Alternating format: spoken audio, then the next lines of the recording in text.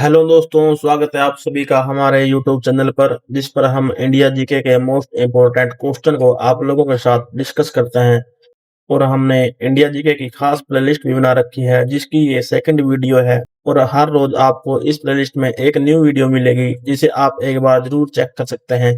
जिन भी कैंडिडेट ने अभी तक पार्ट 1 को नहीं देखा है, उनसे रिक्वेस्ट है कि पहले वो पार्ट 1 की वीडियो जरूर देखें, ताकि अपनी तैयारी पूरी तरह से सीरीज वाइज चलती रहे। तो चलिए दोस्तों, बिना किसी देरी के आज का वीडियो स्टार्ट करते हैं। प्रश्न नंबर 11, भारत में प्रथम महिला विश्वविद्यालय कब स्थापित हुआ? Option number A 1917, option number B 1915, option number C 1916, option number D 1925। तो दोस्तों, इसका राइट आंसर है ऑप्शन नंबर सी 1916। भारत में प्रथम महिला विश्वविद्यालय की स्थापना 1916 में हुई थी। इसका नाम श्रीमती नाथीबाई दामोदर ठाकरसी महिला विश्वविद्यालय है, जिसे महाराष्ट्र के पुणे शहर में शुरू किया गया था। इसकी स्थापना प्रसिद्ध समाज सुधारक थोंडो केशव कर्वे ने की थी, जिनका उद्देश्य महिलाओं को उच्च शिक्षा प्रदान करना था। यह विश्वविद्यालय महिलाओं के लिए उच्च शिक्षा का पहला समर्पित संस्थान था, जो उस समय एक क्रांतिकारी कदम माना गया। बाद में यह विश्वविद्यालय मुंबई में स्थानांतरित कर दिया गया। इस विश्वविद्यालय की स्थापना महिला शिक्षा के क्षेत्र में एक नई क्रांति की शुरुआत हुई और महिलाओं को सामाजिक, आर्थिक व बौद्धिक धर्म से सशक्त बनाने का मार्ग मिला। आज एसएनडीटी विश्वविद्यालय देश भर में महिला शिक्षा का एक मजबूत स्तंभ माना जाता है। प्रश्न नंबर 12, भारत का प्रथम महिला विश्वविद्यालय है। ऑप्शन नंबर ए श्री पद्मावती महिला विश्वविद्यालय, ऑप्शन नंबर बी एसएनडीटी महिला विश्वविद्यालय, ऑप्शन नंबर सी वनस्थली विद्यापीठ, ऑप्शन नंबर डी एलएसआर महिला विश्वविद्यालय। तो दोस्तों, इसका राइट आंसर है ऑप्शन नंबर बी एसएनडीटी महिला विश्वविद्यालय। इसका राइट आंसर है। भारत का प्रथम महिला विश्वविद्यालय है एसएनडीटी महिला विश्वविद्यालय। इसकी स्थापना वर्ष 1916 में थोडो केशव कर्वे द्वारा की गई थी, जिन्होंने महिलाओं को उच्च शिक्षा का अवसर प्रदान करने के उद्देश्य से इस विश्वविद्यालय की नींव रखी। प्रारंभ में यह विश्वविद्यालय पुणे में स्थापित हुआ, लेकिन बाद में इसे मुंबई स्थानांतरित कर दिया गया।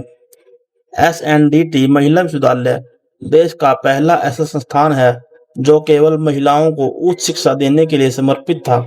उस समय जब महिलाओं की शिक्षा को लेकर समाज में कई प्रकार की रूढ़ियां थी, तब इस विश्वविद्यालय की स्थापना एक साहसी और दूरदर्शी कदम था।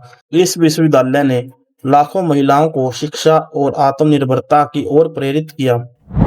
प्रश्न नंबर 13, एशियाई खेलों में स्वर्ण पदक प्राप्त करने वाली पहली भारतीय महिला कौन थी? Option number A Kamaljeet Sandhu, option number B Sucheta Kripalani, option number C Razia Begum, option number D Bachendri Pal. तो दोस्तों, इसका राइट आंसर है option number D Bachendri Pal. तो दोस्तों, इसका राइट आंसर है option number A Kamaljeet Sandhu.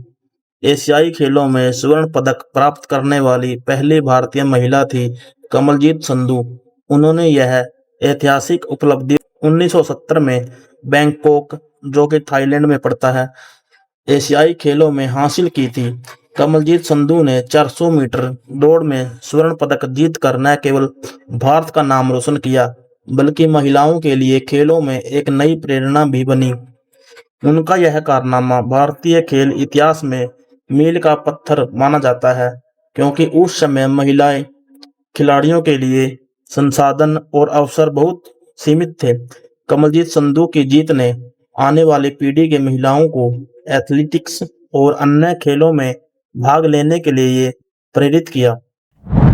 प्रश्न नंबर 14, माउंट एवरेस्ट पर चढ़ने वाली पहली भारतीय महिला कौन थी? Option number A Kalpana Chawla, option number B Razia Sultan, option number C Bachendri Pal, option number D Sucheta Kripalani. तो दोस्तों, इसका राइट आंसर है ऑप्शन नंबर सी बछेंद्री पाल।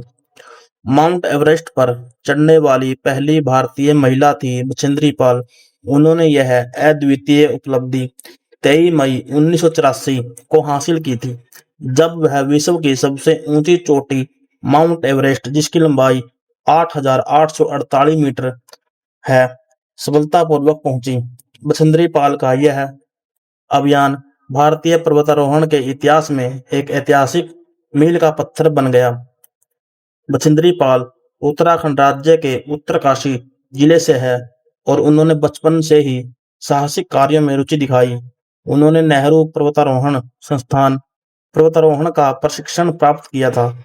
उनकी उपलब्धि ने न केवल महिलाओं में आत्मविश्वास जगाया, बल्कि यह भी सिद्ध कर दिया कि कठिन से कठिन लक्ष्य को भी मेहनत और साहस से प्राप्त किया जा सकता है। बछेंद्री पाल को उनकी उपलब्धि के लिए भारत सरकार ने पद्म श्री और अर्जुन पुरस्कार से सम्मानित किया है। प्रश्न नंबर 15, भारत की प्रथम महिला आईपीएस कौन थी?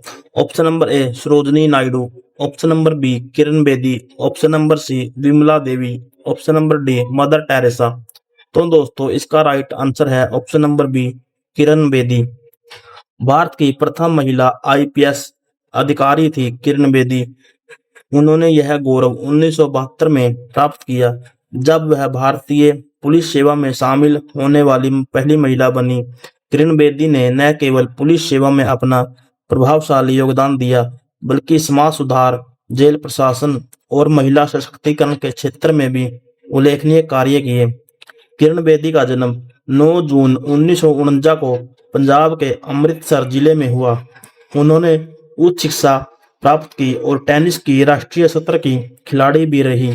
पुलिस सेवा में रहते हुए उन्हें किरण बेदी के नाम से भी जाना गया, क्योंकि उन्होंने ट्रैफिक नियमों का सख्ती से पालन कराने के लिए एक बार प्रधानमंत्री की कार को भी क्रेन से हटवा दिया था।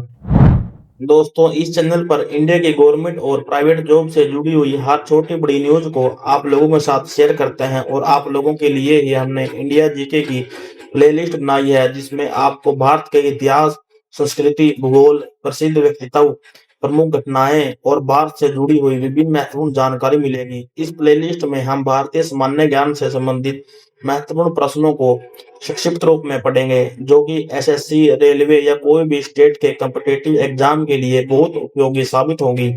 यह वीडियो सीरीज सभी कैंडिडेट जो कि कॉम्पिटिटिव परीक्षा की तैयारी कर रहे कैंडिडेट के लिए एक बेहतरीन विकल्प है। यहाँ आपको भारत के प्रमुख स्थल, ऐतिहासिक घटनाएं और अन्य ज्ञानवर्धक तथ्यों के बारे में भी जानकारी मिलेगी।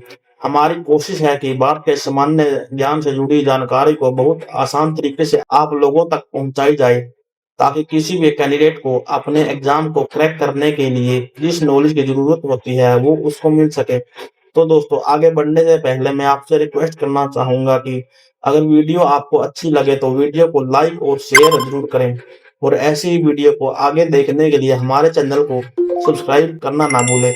तो चलिए दोस्तों हमारी इंडिया जीके की प्लेलिस्ट के पार्ट नंबर 2 को कंटिन्यू करते हैं। प्रश्न नंबर 16, भारत की पहली महिला राज्यपाल कौन थी? Option number A Sarojini Naidu, option number B Sushmita Sen, option number C Pratibha Patil, option number D Mamata Banerjee. तो दोस्तों इसका राइट आंसर है option number A Sarojini Naidu. Bharat की पहली महिला राज्यपाल सरोजनी नायडू थी। उन्हें उत्तर प्रदेश राज्य की पहली राज्यपाल के रूप में 15 अगस्त 1947 को नियुक्त किया गया। इस प्रकार वे स्वतंत्र भारत की पहली महिला राज्यपाल बनी।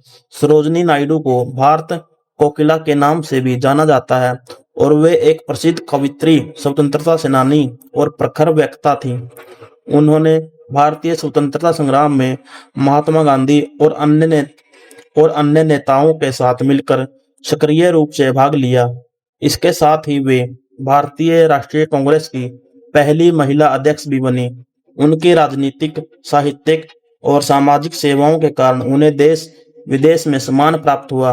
राज्यपाल के रूप में सरोजनी नायडू ने अपने कर्तव्यों का बड़ी कुशलता और निष्ठा से पालन किया, जिससे उन्होंने महिला नेतृत्व को नई ऊंचाई दी।